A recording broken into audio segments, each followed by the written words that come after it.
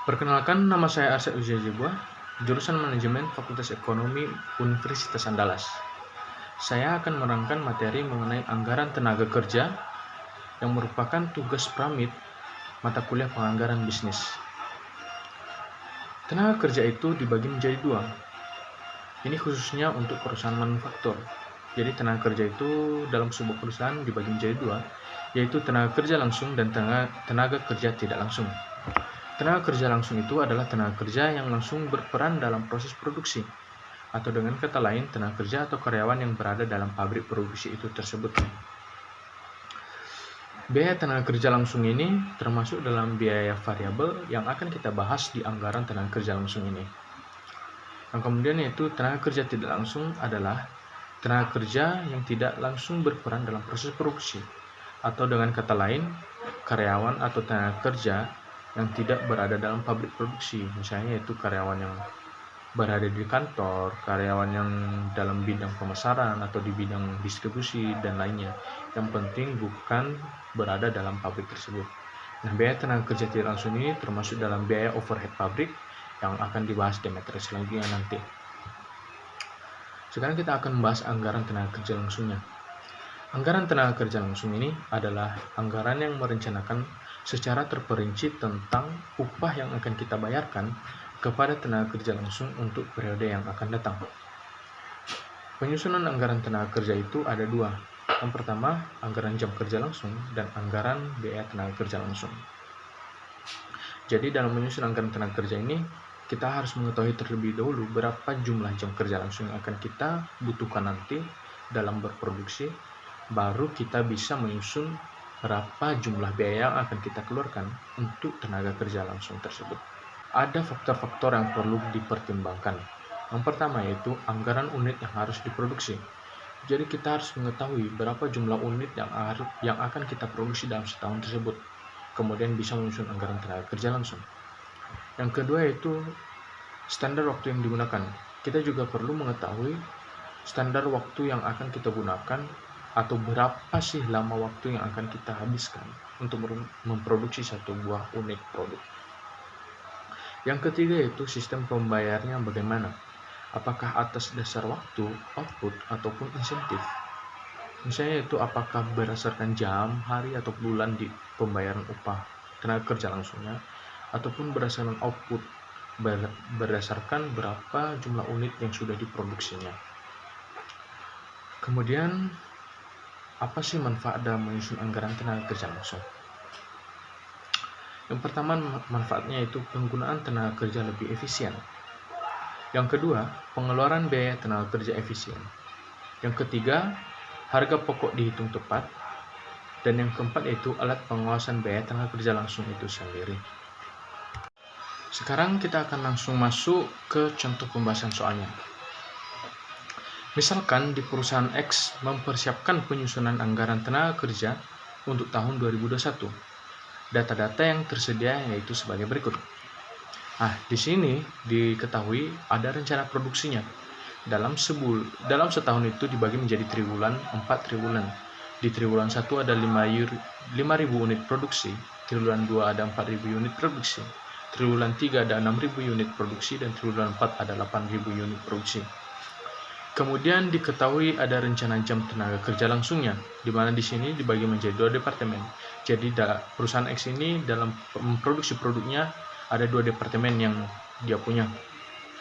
Nah, di departemen 1 ada standar jamnya 2,4 jam dan departemen 2 standar jamnya itu 1,5 jam. Nah, kemudian diketahui juga rencana tingkat upah per jamnya.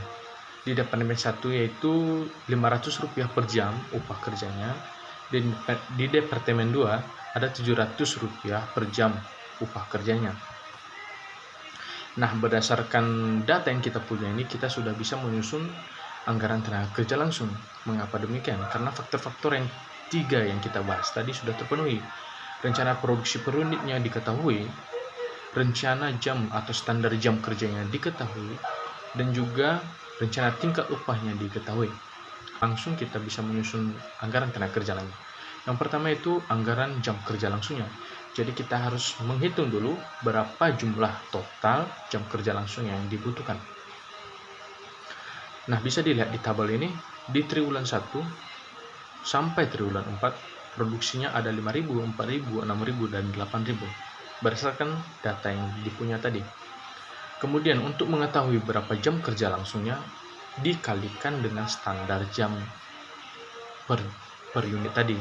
Nah, di sini di triwulan 1 ada 5.000 produk yang diproduksi.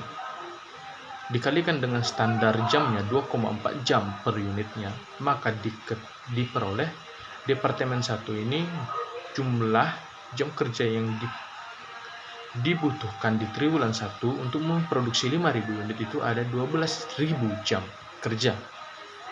Kemudian di triwulan 2, Departemen 1 membutuhkan 9.600 jam kerja untuk memproduksi 4.000 unit produk. Demikian di triwulan 3 ada 14.400 jam dibutuhkan oleh Departemen 1. Dan triwulan 4 ada 19.200 jam kerja dibutuhkan oleh Departemen 1. Nah, total jam kerja yang dibutuhkan oleh Departemen 1 dalam setahun itu ada 55.200 jam kerja. Kemudian di Departemen 2, demikian juga produksi di triwulan 1 5.000 dikalikan dengan standar jam kerja yang tadi 1,5 jam, maka diperoleh jumlah jam kerja di triwulan 1 oleh Departemen 2 ada 7.500 jam kerja. Di triwulan 2 ada 6.000 jam kerja. Triwulan 3 ada 9.000 jam kerja, dan triwulan 4 ada 12.000 jam kerja. Jadi total semua jumlah kerja yang dibutuhkan Departemen 2 dalam setahun ada 34.500 jam kerja.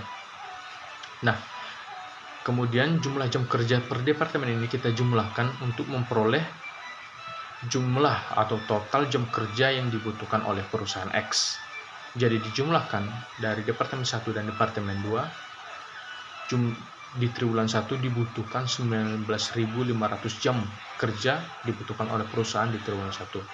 Dan 15.600 jam kerja dibutuhkan perusahaan di triwulan 2. Di triwulan 3 dibutuhkan 23.400 jam kerja, dan di triwulan 4 dibutuhkan 31.200 jam kerja. Jadi total dari triwulan 1 sampai triwulan 4 atau total dalam setahun dibutuhkan perusahaan X dalam memproduksi produknya itu ada 89.700 jam kerja. Nah, berdasarkan data jam kerja langsung yang kita peroleh ini, kita bisa menghitung berapa biaya yang akan kita keluarkan atau yang akan perusahaan X keluarkan untuk tenaga kerja langsungnya. Nah, gampang untuk mengetahui berapa biaya tenaga kerja langsungnya dari data jumlah jam kerja langsung per departemen tadi. Di triwulan 1 ada 12.000, triwulan 2 9.600 departemen satunya. Di triwulan 3 ada 14.400 jam kerja, dan di triwulan 4 12.200 jam kerja.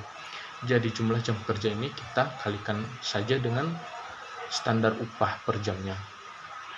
Kan standar upah per jam diketahui tadi di departemen 1 ada Rp500. Jadi 12.000 dikali dengan Rp500 didapatkan total biaya yang dibutuhkan di triwulan 1 oleh departemen 1 ini ada Rp6 juta.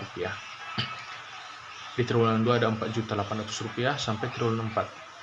Dan total untuk setahun dibutuhkan departemen 1 itu adalah Rp27.600.000 untuk biaya yang dianggarkan ke tenaga kerja langsung. Departemen 2 begitu juga dikali jumlah jam kerjanya per triwulan tadi dikalikan dengan standar upah per jamnya. Jadi diperoleh di triwulan 1 ada Rp5.250.000 dibutuhkan oleh Departemen 2 untuk biaya tenaga kerja langsungnya. Begitu juga sampai triwulan keempat. Dan total dalam setahun dibutuhkan oleh Departemen kedua untuk biaya tenaga kerja langsung itu ada Rp24.150.000. Dan jika kita totalkan semua dan dijumlahkan, kita akan memperoleh jumlah biaya yang dikeluarkan perusahaan X untuk tenaga kerja langsung ini. Dan jumlah yang kita peroleh di sini adalah Rp51.750.000.